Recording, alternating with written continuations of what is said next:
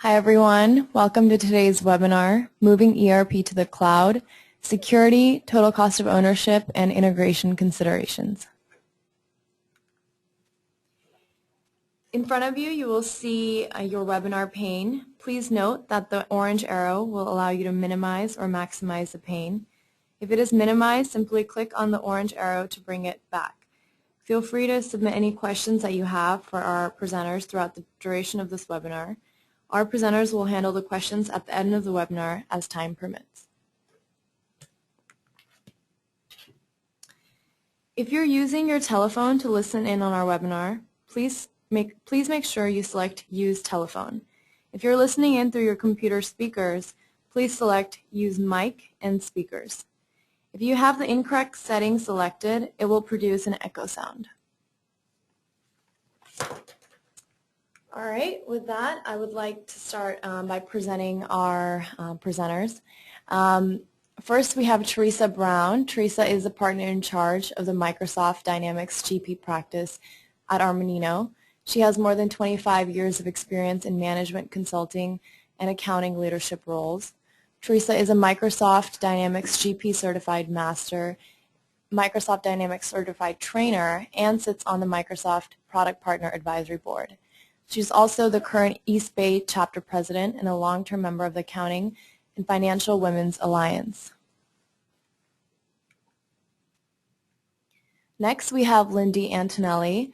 Lindy is a CPA and an AICPA certified IT professional.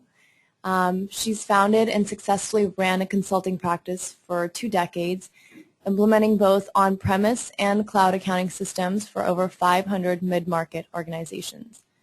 Lindy leads the Armanino Cloud Accounting Solutions practice and chairs the Cloud Accounting Institute. Last, we have Steve Schaffner. Steve leads the IT practice of Armanino's Governance, Risk, and Compliance team. He has over 16 years of experience performing various audits and advisory services. Before joining Armanino, he spent almost a decade with PricewaterhouseCoopers and Ernst & Young. Steve is a certified information system auditor and is certified in the governance of enterprise IT. So with that, we're going to kick it off. In today's webinar, you're going to review key system selection considerations, analyze important security concerns of having your data in the cloud, and look at consider integration capabilities with other software solutions. Before we launch into the presentation, we're going to start by asking you a polling question.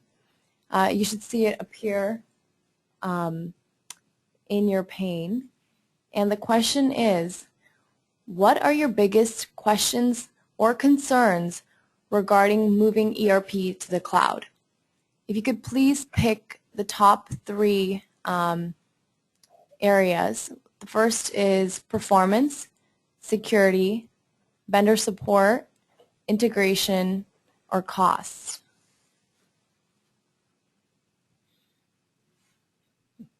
We'll just give you a minute to let you make your selections. Interesting.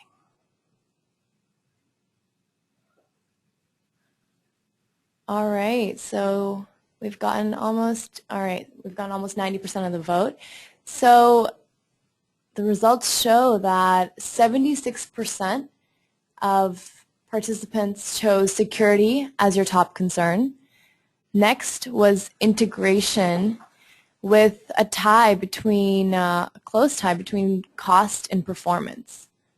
Interesting. Okay.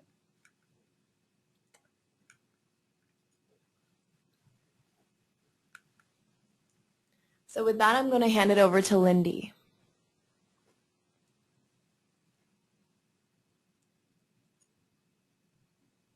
Great. Thank you, Sartaj, and welcome everyone.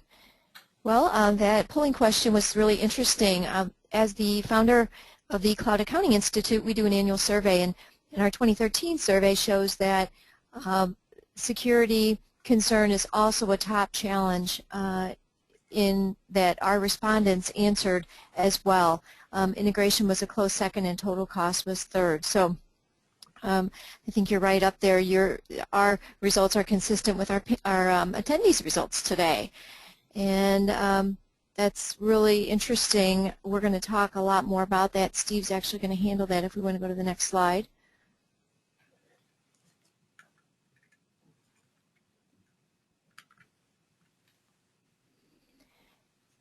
And you can see that we're going to highlight the big three. We're going to talk about security. I'm going to hand that over to Steve next. Teresa is going to handle the integration section, and then I will come back on to the total cost of ownership concerns that you have, as well as our respondents to our survey from last year. And Steve? Great. Well, thank you, and thanks everyone for joining today. I'm glad we were able to get together and talk about this. I'm going to handle the security piece, and as you saw in the poll as well as the survey results, that is number one on everyone's mind. I think it was interesting that the survey showed about 60% of people were concerned with security, and the poll that we just took said 76 people are concerned, or sorry, 76% are concerned. And that wouldn't surprise me. We've had some more high-profile names breaching security recently, mainly Target and Neiman Marcus. So I'm sure that's top of everybody's mind.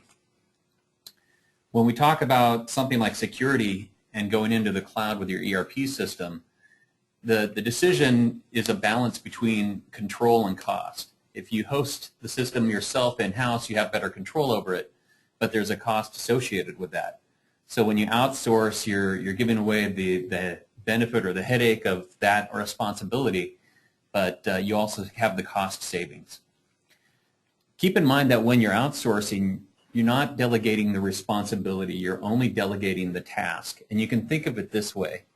If a customer gives you a credit card and that credit card gets breached, your customer is going to look to the third party perhaps who did the breach. They're going to look to you, the company that they gave it to. So it's your reputation on the line, and you have to keep that in mind. So again, you're delegating the task to the third party to host this system for you, to keep it secure, etc. But you still have the responsibility to make sure that they're doing what they should. The good news is that most hosting companies actually have better controls than individual companies do. And we'll show you an example of that. So let's focus on security, since that's what this section is on. Security is kind of a form of insurance, if you want to think of it that way. Just like any insurance, the more you have is better, the more coverage, but there's a cost that's associated with that. And many companies struggle with how much should we have. So you can think of it this way. What this table shows here, or this chart shows, is two different axes. On the horizontal axis, you have the amount of security risk or mitigation, and then the vertical axis shows you the cost. So this line represents the cost associated with problems with security. So you can think of it, just to make it easy, think of it in terms of the number of records breached. At the left side of the line, we have just a few records breached, and that's probably not going to cost you a lot as a company. But when your breach gets into 1,000 records, 10,000 records, 10 million records, or like Target, they had 40 million records breached, now you're at the right end, and the cost is very high associated with that. Now there's another line. The green line here represents the cost to mitigate that risk. So what this is saying is, if you cannot afford to have any breaches, that's something that you can work towards, and that's the left side of this. The cost to have that level of security is very high. Now the more security risk you can live with, you move down the right side of the horizontal axis, and the cost gets lower. Conventional wisdom says that any company should try to chart this out, and this is a science, it can be done, and find out where those two lines intersect. That's the target point that any company should be planning towards and implementing security for, because your mitigation cost is going to be roughly equal to the cost of the loss that you have associated with your security incidents. So now let's take that concept and apply it to a cloud hosted scenario. Cloud vendors, that's what they do, right? Their whole business is hosting in the cloud and keeping things very secure and well run. They can take the security budget, if you want to look at it that way, from all the customers and accumulate that, and thereby you get oftentimes stronger security. What this slide shows is a lot of security things that most middle market companies don't have. So really quickly, left to right, that weird door contraption is called a man trap, and it just helps anybody trying to break in get stuck in there so you can get the right people to respond to it. There's a palm scanner, a retina scanner. Up on the top, you see the big room. That's a control room where they're monitoring physical security. They're probably also monitoring logical security and other operational issues. There's cages around the servers down at the bottom. And then good old-fashioned security like cameras and security guards. Those are important things, and a lot of companies just don't have the budget for all of this security if they're hosting in-house. So when you take that concept back to this chart that we looked at, again, here's the point that most companies should plan for. When you host, sorry, that's the point that most companies should plan for. When you host, you take that cumulative spend, and what you end up with is better controls at a lower cost. This green area then represents the benefit to you as the company. That's the security benefit that you're receiving that you don't have to pay for. So it is a good thing to outsource to the cloud for that reason. Now, the example that we just gave, that was all physical security, right? Man traps, retina scans, palm scanners, all of those things really focused on physical security. But when you outsource, you also get a lot of other benefits, and they're on this slide here. I'm not going to read every bullet to you, but it focuses on things like network security, system security, IT operations. On the left-hand side here, system development lifecycle, which is the maintenance, supplying patches, doing code changes, those types of things. Patch management, they have a help desk that perhaps has better coverage. Maybe you can only have somebody with your budget that's there during business hours. Maybe they can support a help desk 24/7. So there's a lot of benefit. And then the environmental safeguards here at the bottom right, things like fire suppression, leak detection, generators, battery backups for when there's a power outage, things of that nature. Again, this is a lot of very important stuff that companies need that they don't often have the budget for. So tying that back now, we have to think about when we outsource, we're outsourcing the task but not the responsibility. How do you make sure that all those things that should be happening are happening? And there's a couple of ways that you can do that. First, perform your due diligence up front, and that's making sure that you're contracting with a solid vendor and the contract gives you certain rights that the vendor is obligated to provide. One is a service level agreement, making sure that it's very clear what they're going to be providing you and what any metrics are around that. There's a concept out there, it's called the 5 nines. It means that vendors will have their system up 99.999% of the time. And I think that equates to about 5 minutes of downtime per month or something like that. So that's a very good thing. You want to make sure that those types of metrics are included. You also want to make sure that you have an audit clause in the contract that gives you the right to audit. And you could go in and audit them just as if they were your data center or they were your IT department. Code escrow and the ability to perform backups, those two kind of go together, and that has to deal with smaller cloud hosting vendors, perhaps one that has created a custom app solution for you.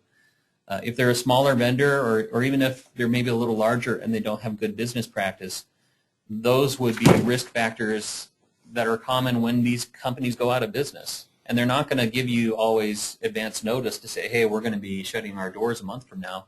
Sometimes they just disappear. So if they have your data, if it's all hosted and you don't have any backup to your data, or if they have a custom developed application for you and all of a sudden that's gone, one, you don't have access to it, and two, you don't have the data and the files and other information necessary to hand to another vendor and have them continue that for you. So again, you want to make sure this is built into the contract and that you have those assurances. The last one here in the due diligence section is talking about a Type 2 Service Organization Control Report, or SOC report.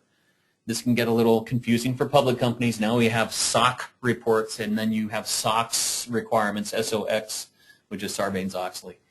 But they do tie together. And I'm going to talk more about SOC reports in a second because that ties in with the other piece that you need to do.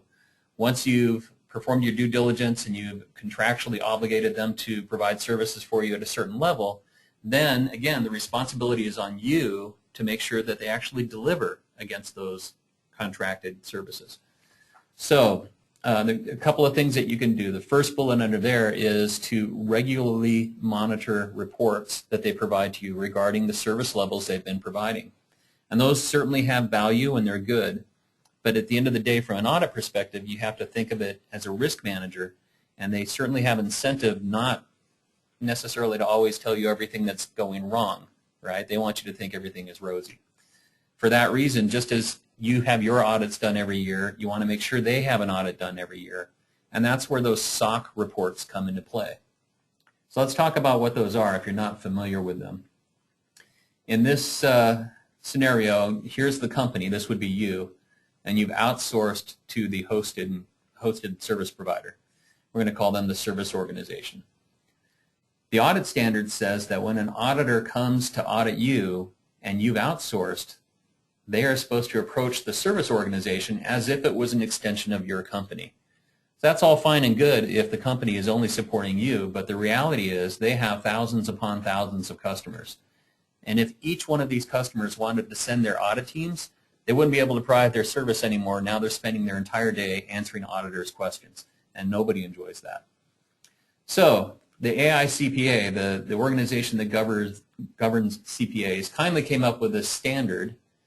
It used to be called SAS 70, if you're familiar with the term, but now it's the SOC Reports, or SSAE 16. What that does, it allows a CPA firm to be hired by the service organization to come perform that audit. And then when auditors come from the companies, from people like you, they can hand you that report and say, here, we've been audited, here's the audit report, take a look and let us know if you have any questions. And that usually gives you a very good understanding of their control environment, how they're operating, and how much reliance you should be placing on that vendor. There's 3 different types of SOC reports. There's a SOC 1, a SOC 2, and a SOC 3. If you're familiar with the SAS 70, that is what we now call the SOC 1. And that's an audit report that deals specifically over financial reporting systems and controls. The SOC 3, I'm going to jump to the bottom next. If you are familiar with the Web Trust or SysTrust seals and the work that went along with those, that's what the SOC 3 has become. But with the SAS 70 and the SysTrust Web Trust reports, there was a hole in the marketplace, and that is people wanted the SOC 1 type report, that SAS 70, but they wanted it to cover non-financial systems. And that was a bit of a challenge. The AICPA came up with a great solution. They said, let's put these together, we'll call them all SOC reports to make that easier, and we'll create the SOC 2. And that gives you a SOC 1 style report that covers non-financial systems. And the market has been very receptive to those. If you're in a hosted arrangement, you might be looking for a SOC 1 or SOC 2 for your ERP system. It's a financial system, so SOC 1 report would be sufficient. Many companies that get these SOC reports are actually getting a SOC 1 and 2 because the SOC 2 has some specific requirements that are included with it. So there's value to combining those two. So Steve, what are some examples of the non-financial types of systems that these companies might need to audit? Yeah, it would be any system that deals with things, not money. I know that sounds maybe CRM, obvious. customer relationship management. CRM could be one.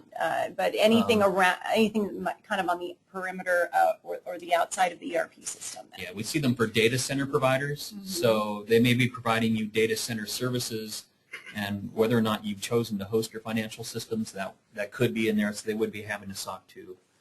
I've seen it for companies like WebEx or web hosting systems. So those people want to make sure their conversations and their conferences are secure because we're talking about sensitive company matters. But again, the SOC 1 doesn't apply. It's not a financial system, but we want to still communicate security, confidentiality, privacy, those types of concepts. And that's what the SOC 2 addresses. Sure.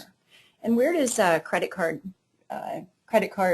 information, the encryption of that sort of information, where does that fall in this sort of SOC report? Do they do audits around the security of those?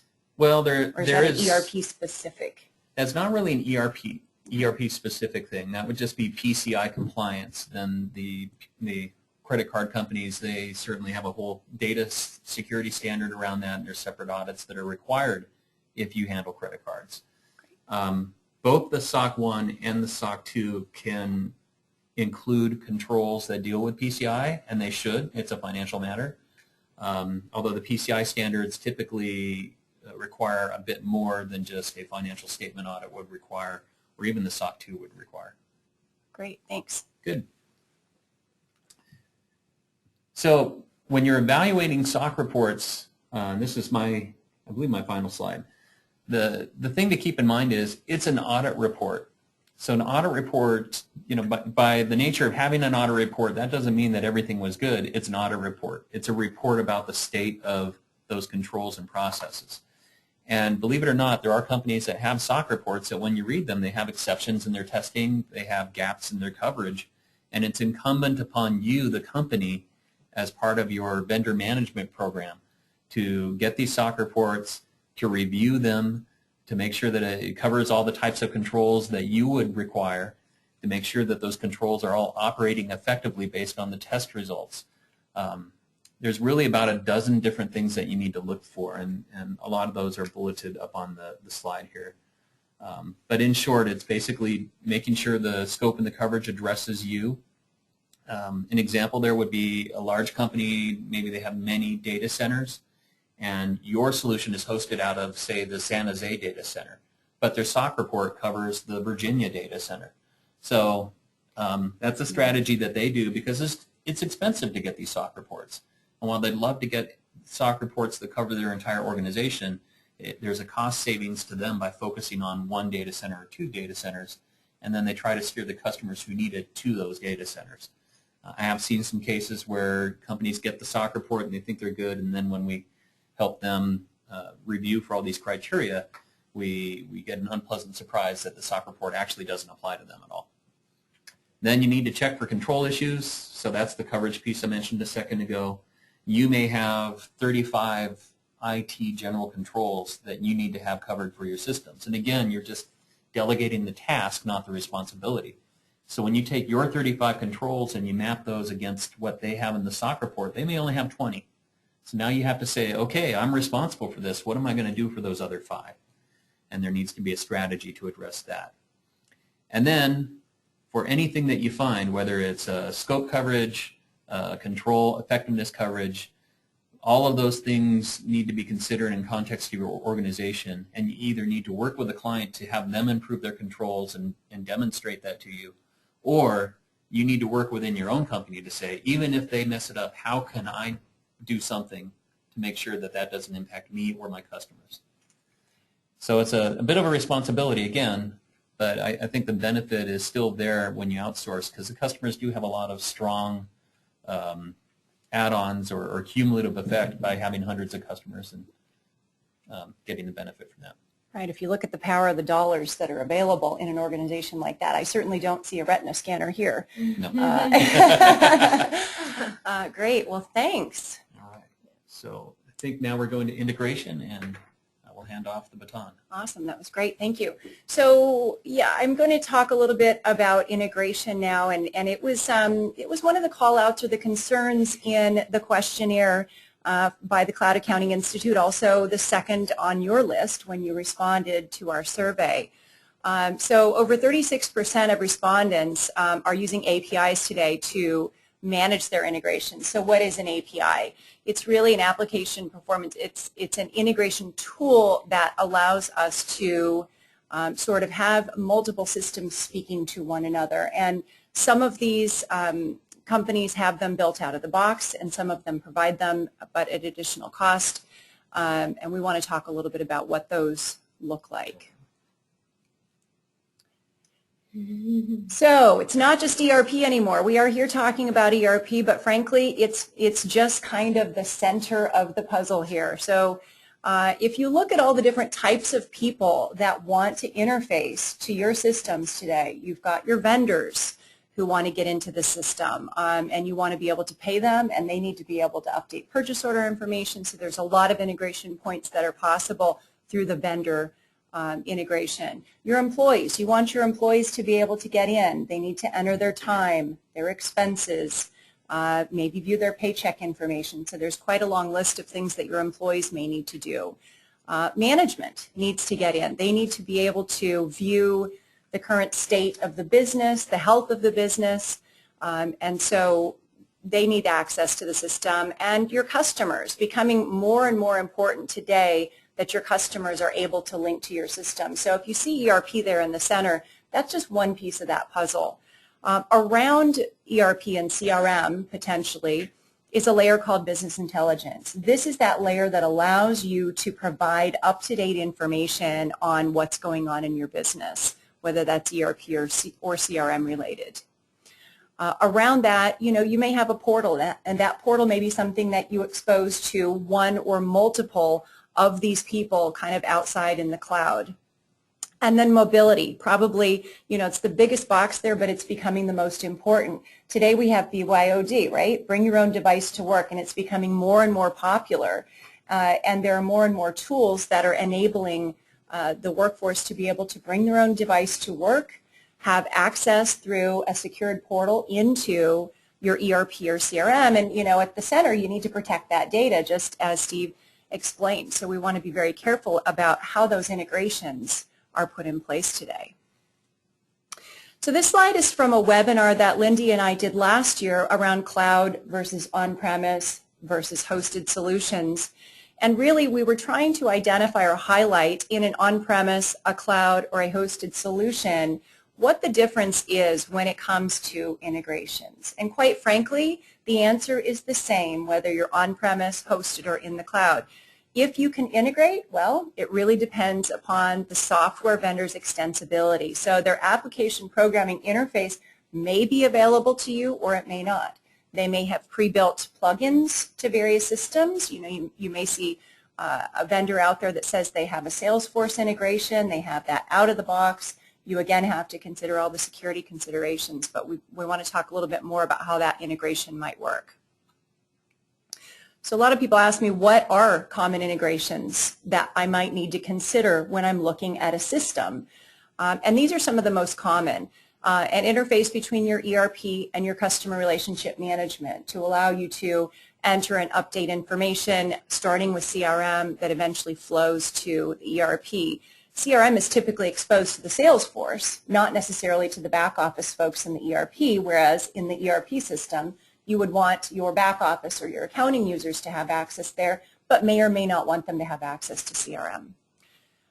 Very important bank and credit card interfaces. So a lot of people like to reconcile their bank statement electronically. They want to download all the data from the bank's website and have that auto-reconcile into their ERP system.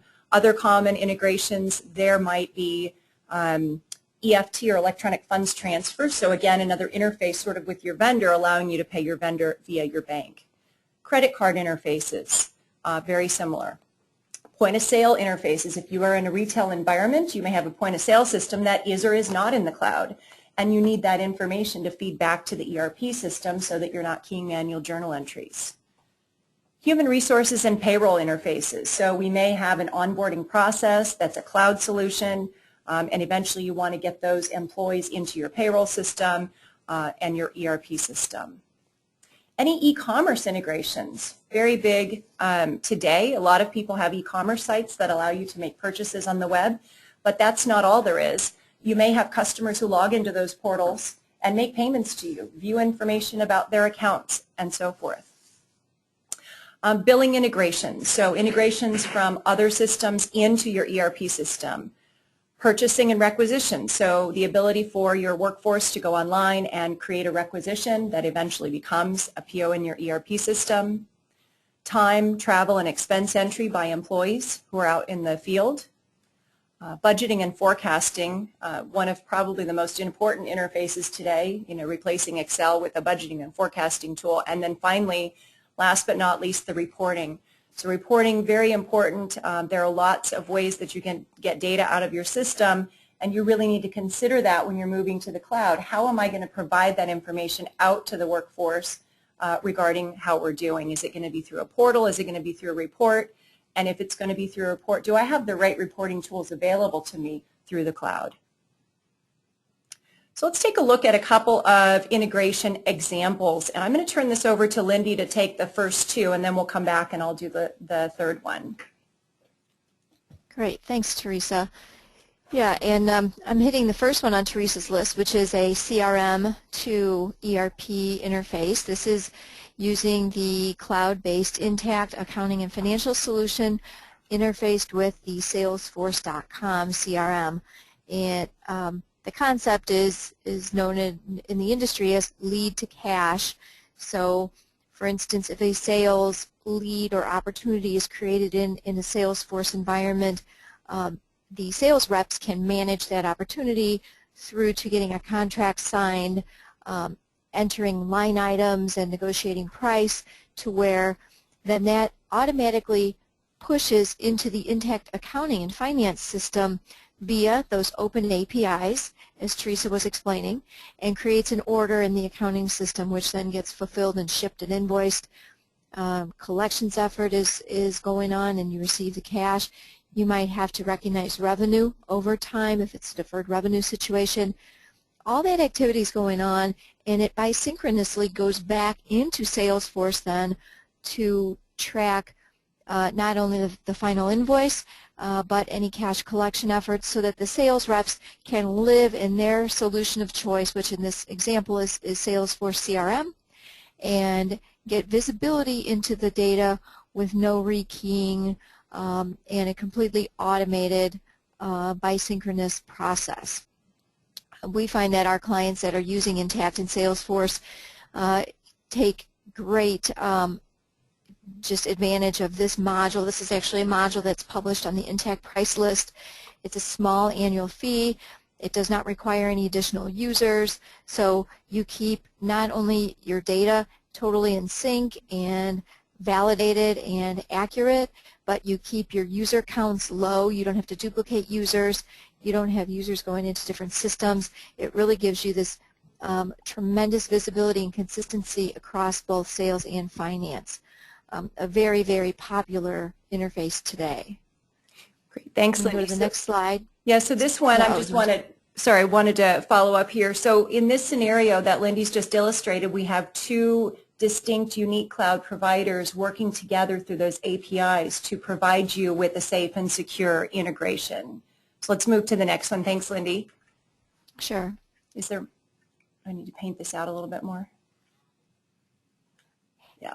Yes, so as Teresa builds this slide, this is an example. At the end of Teresa's list was an example of budgeting and reporting being interfaced with accounting or the back office. And in this example, we're using the Intact Cloud Accounting System with the Adaptive Insights Cloud Budgeting and Finance solution. And on the left side, you can see that in Adaptive, you might be budgeting revenue by a bunch of different what I call dimensions, so by constituent or customer, by event date, etc. Using those web services APIs, you can actually, the information from Adaptive in the budget can go into the Intact financial system or your back office through these APIs, where the actual dimensional revenue is being posted or tracked. Then subsequently expenses are entered, and if they're tagged with those same dimensions, you can get your profitability by dimension, which would feed back into the Adaptive for budget to actual reporting. So this is an example, another example of two separate systems. They're both world-class, best-in-class breed systems. One's the back office, one's the finance and budgeting. And they're talking to each other through these web services APIs to get that key visibility into the data. Great, thanks for that, Lindy. And the last integration example I'd like to highlight is one around an ERP system that can be deployed either on-premise or in the cloud. So there's also the opportunity for you to integrate an on-premise solution or a cloud solution to another on-premise or cloud solution. So in this case, our database is Microsoft SQL Server database that may be on-premise or it may be in the cloud. And again, very strong interfaces to Salesforce, to CompuPay, your e-commerce site on the outside there, and sales pad on the outside. These are just examples of different systems feeding in, but the scenario or the concept here is the same regardless. You want to make sure that any third-party provider that you're working with, whether it's ADP, credit card companies, et cetera, you want to make sure that that API is available for you to exploit. So, and as Steve mentioned, security is always very top of mind. You want to make sure that you do your due diligence as you're looking into these potential integrations before you move too far down the road. So I'm going to then turn this over now to Lindy to talk about total cost of ownership. Lindy. Great. Thanks, Teresa. So TCO, total cost of ownership, is a really, really important component for many of our clients and prospective clients as they look at switching ERP and potentially moving it to the cloud. It's one of the 4 biggest criteria that they're looking at today as a result of our Cloud Accounting Institute survey. Now, Nucleus Research is an independent research firm, and they specialize in the financial modeling tool sets. So we at Armanino and the Cloud Accounting Institute use Nucleus Research as an independent third party to conduct these what we call apples-to-apples comparisons on a TCO. So you can go to the next slide, please. So we know that when you conduct a TCO, and again, apples-to-apples comparison of not only license fees and subscription fees, but all the other costs that go in, cost is really only one piece of the puzzle that we see with our clients. Cost, obviously budget is very important, and we want to look at that total cost of ownership, but really ROI, or return on investment, on the next slide, is really where our clients see the real benefit and value of moving to the cloud. So what we do is we map those savings against certain scenarios. So this is an example of a few. So we see principal benefits of moving to the cloud and getting a return on that investment is in increased business visibility, in direct and indirect revenue gains, and in direct and indirect cost savings. On this slide, I won't get into the details here. We have noted key objectives, and we can measure that by either person by person or function, or a more broad stroke way to measure these scenarios is to say, are my business processes fully automated, somewhat automated, or not automated at all, meaning totally manual? And you get to either, if you're totally or very unautomated in some of these areas, you will definitely get an above average to a very high return on investment. If you're somewhat automated, you're going to still probably get an average to above average return on investment. And if you're fully automated in your current systems, you might get less of a return on investment, but still we see the values up there. Next slide, please.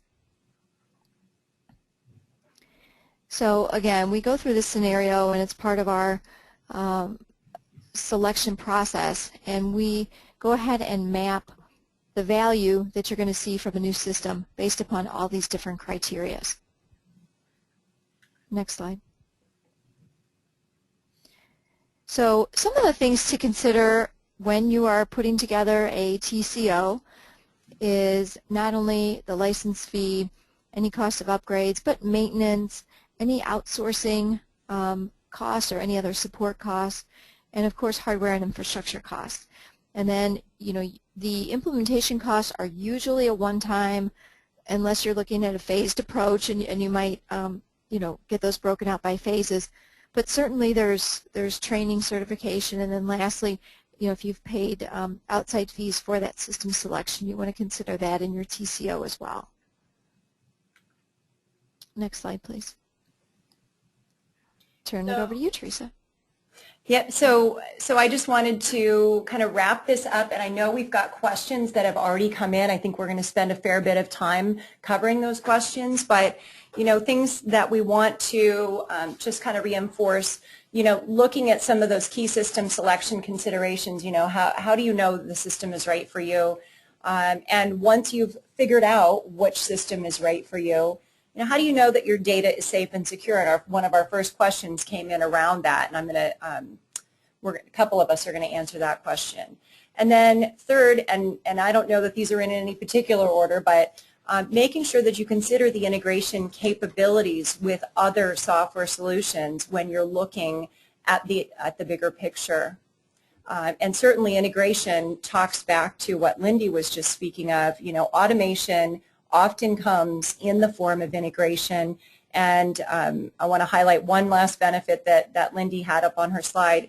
One of the biggest benefits there is accuracy. So Lindy was talking about sort of the interfaces between Salesforce and Intact, and one of the benefits there is not double keying or rekeying information. Certainly speaks to the accuracy when you just got interfaces going back and forth between systems. So did we want to go ahead and start with the first question that came in today? Yeah, we could do that, but maybe right before we jump into Q&A, let's take a look at the last polling question. So we'll have another polling question up for you, and this one is regarding the Cloud Institute's upcoming survey. Please let us know if you'd like to participate this year. It's the survey that we've been sharing a lot of the results with you throughout this presentation, and well, even if you choose not to participate, we would still like to share a copy of the results with you. So as soon as we get those polls in, we'll go ahead and jump to Q&A. I'd love to see what the respondents' answers are to all the questions in the survey. It would be very useful, especially since they've gone through this presentation and heard what we've talked about. It'd be very interesting to see some of the attendees take that survey. And see how you compare to the rest of the audience. Sure. So yeah, I'd highly encourage you to participate as well. All right, so let's jump into Q&A now. So all right, so if you want to take a moment now to submit your questions, we'll give you just a couple of moments, and then we can get started and see what your questions are. And we've got 2 already, so I think we'll have enough time to cover at least 2. I think so too. All right, maybe we can just jump into what we have right now. So let's start. The first question is, what features should we cede audit rights for? Steve, maybe I'll hand that over to you. Yeah, and I think what they meant to say is, what should they seek audit rights for? I'm guessing that's a typo. Mm-hmm. And that's a good question. Really, what most audit clauses are giving you the ability to do is go in and audit that company as if it was an extension of you. So you're going to audit all the typical things, the entity level controls, how management oversees the whole operation. You're going to look at the controls related to the service that the vendor is providing for you. So if we're talking about ERPs, it would be that. And that brings in all of the IT-related ERP controls. So that's certainly your general controls, but that's also going to include any application controls, automated controls, reports that you rely on, any change management that they do related to both the system and the reports. So most of the audit clauses that I see when we're doing audits of these types of controls, we look at the contracts. It's not specific about what you can audit. It's basically the whole service being provided, kind of soup to nuts within those, just that boundary. You can't look at the whole company and their financial background and whatnot. You can only look at the service they're providing to you. Okay, great. Thank you, Steve. All right, we'll take our next question.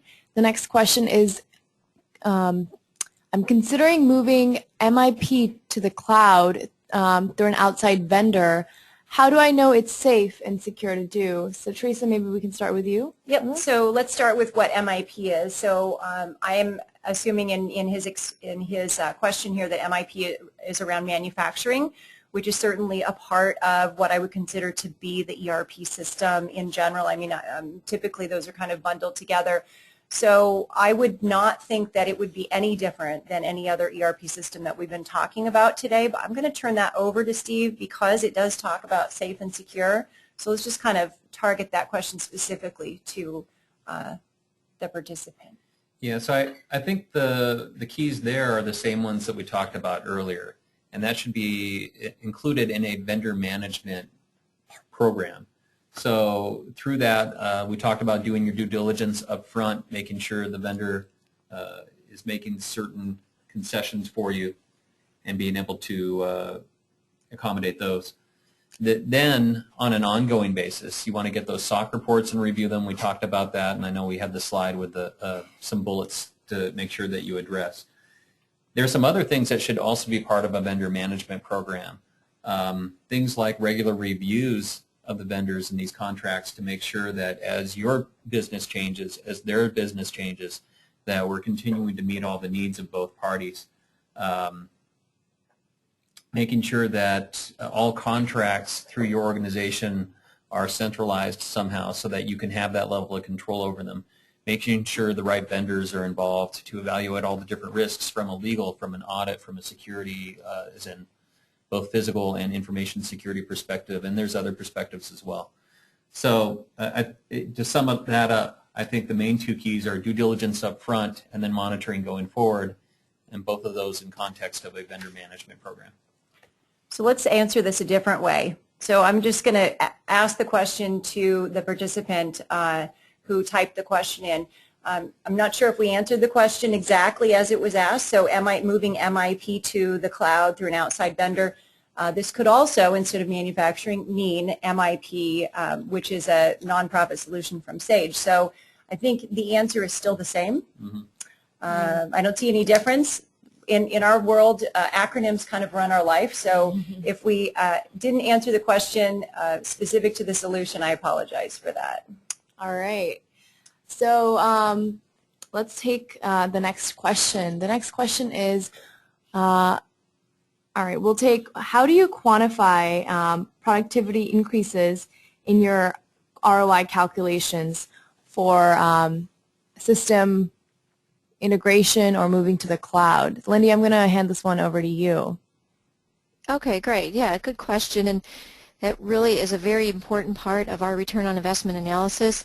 You know, it's usually, it's your people, right? The people that are doing the work. You want to give them proper tools and technology to be able to do their work faster, better, more accurately, with less duplication of work, as Teresa mentioned, and also in a user-friendly environment. All those things add up to, you know, if they like the system they're using, if it's user-friendly for them, if it's easy for them to get information from a dashboard or a click-through, if they can have 7/24 access into the system. You know, maybe it allows them to work from home a little bit or remotely, you know, if they're traveling or what have you.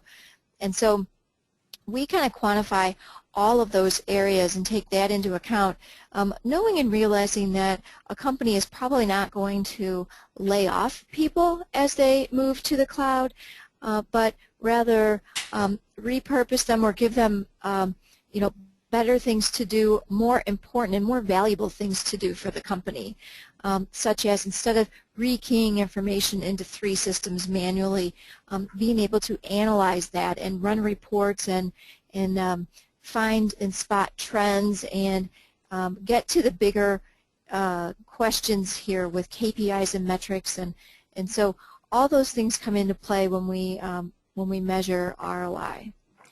Yeah, Lindy, I wanted to add one thing to that. You know, as you look at kind of your staff's workload, and you can kind of sit with them and assess, you know, okay, I'm spending 3 hours a day keying this information. Well, what happens when you convert that time that they're spending keying 3 hours a day into a week's worth of time? You know, that starts really adding up. It is not necessarily intended to be a tool for, you know, reducing headcount, but it certainly can be. What you can do is look at it another way as well. If I'm not spending 3 hours a day doing double keying or, you know, of data, maybe instead I'm looking to those KPIs to see how I can be more proactive, and that benefits my organization in a number of different ways to move us forward. All right, excellent. So one of the concerns from, I think, one of the participants is whether they're going to get copy of this presentation. And yes, everyone on this on the call will have PowerPoint slides for this presentation within the next 48 hours emailed to you. So with that, we'll jump to our next question. The next question is, how often should an organization be getting SOC or SOX reports?